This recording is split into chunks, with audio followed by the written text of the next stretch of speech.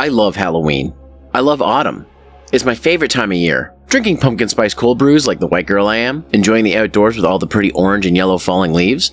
Thanksgiving, yes, ours is 6 weeks earlier than the US. And the spooky season. It's a time of year where I celebrate all September and October long with spooky games and enjoying spooky movies, my favorite being slashers. Friday the 13th, Nightmare on Elm Street, Halloween, some of the most classic series.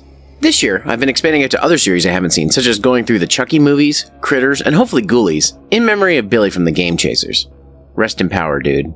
One series I definitely want to get more into is the Alien series. I love the original Alien and Aliens, they're both horror classics. Alien with its atmosphere and being basically a slasher film set in space, and Aliens for its over-the-top action, one-liners, and upping the ante with a whole bunch of killer xenomorphs.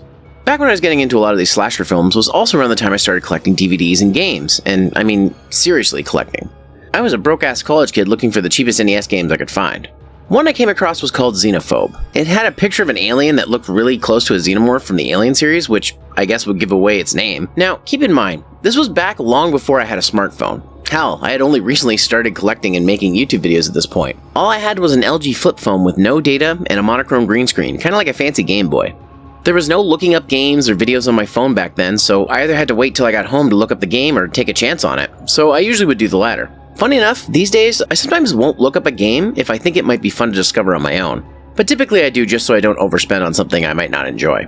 Anyways, this was one of the early NES games I picked up when I started seriously collecting back in 2006 and 2007, and oh boy, what a game. Let me start off by saying, Xenophobe on the NES is not a good game. It's the worst version of this game too. However, it is the most common version. The premise is you're one of 3 doctors trying to save several spaceships by clearing out all the alien threats. You start off with a laser gun, and you got to go from room to room clearing out facehuggers, rolling guys, hopping guys, wall guys, these guys, until a time limit ends or you die. The game has your standard B for attack and A for jump.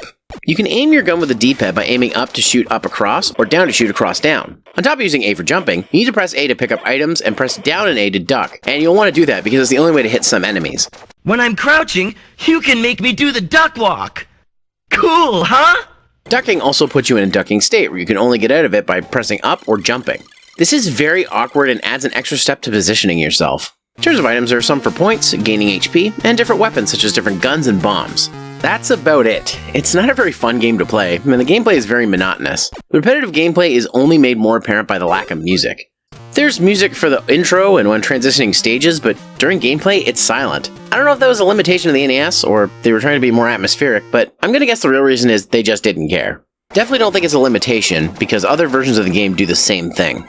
Speaking of other versions, I played the arcade version on Midway Arcade Treasures 2, and it's just as bad here. Playing this version made me start to realize a few things. First off, why do they limit the screen like this? I mean, I know why. It's because the game has multiplayer, and they want to make room for the second, or in the arcade's case, 3 players, but why? Can't you just move that off screen? Do the Sonic 2 multiplayer thing, where it adds it only in multiplayer modes. Instead, half or 2/3 of the screen are wasted with a logo, you know, in case you get so bored you forget what game you're playing. Oh boy, I'm so thrilled to be reminded that Sunsoft made the NES version. Thanks for that. On the topic of multiplayer, in the arcade version, certain characters are locked to each player. Mr. Brace, Colonel Poupon, and Dr. Quack are locked to player 1, Colonel Truth, Mr. Frog, and Dr. Utterbay are locked to player 2, and Dr. Zoidrids, Mr. Ease, and Colonel Chicken are locked to player 3. At least you play as a female in this one. The NES version is a sausage fest. Then why'd you put a girl on the title screen?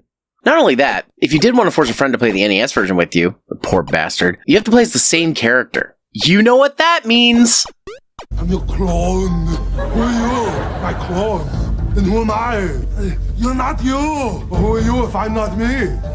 I'm you, but I'm not me. The aliens in this game are very annoying. The rolled up aliens can't be hurt until you wait till they stop rolling. Otherwise, they just go forever. The jumping aliens easily get in your way, and the wall, ceiling, and floor aliens hold you in place and drain your HP, and there's not much you can do about it. The facehuggers are more like leg huggers that don't let go and drain your HP until you jump. Sometimes the aliens take away your gun and you have to get it back. Speaking of, there are different guns you can get, like this mist gun that is powerful but has low range, and the electric gun which has decent range and damage. I mentioned earlier the lack of music, but what is here is just okay. It can get a little repetitive with how lacking the soundtrack is, but I just get shocked to hear the music after having nothing but silence.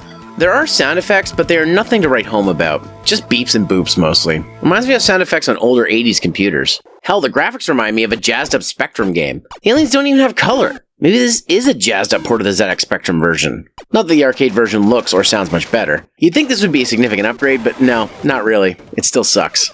I did play one more version of this game, and that was on the Atari Lynx. Holy shit, there's more than 3 characters! Wow! The game is full screen and not squished too! Ironically, I think this is the best looking version of the game too, even though it's on an 8-bit handheld that sucks batteries.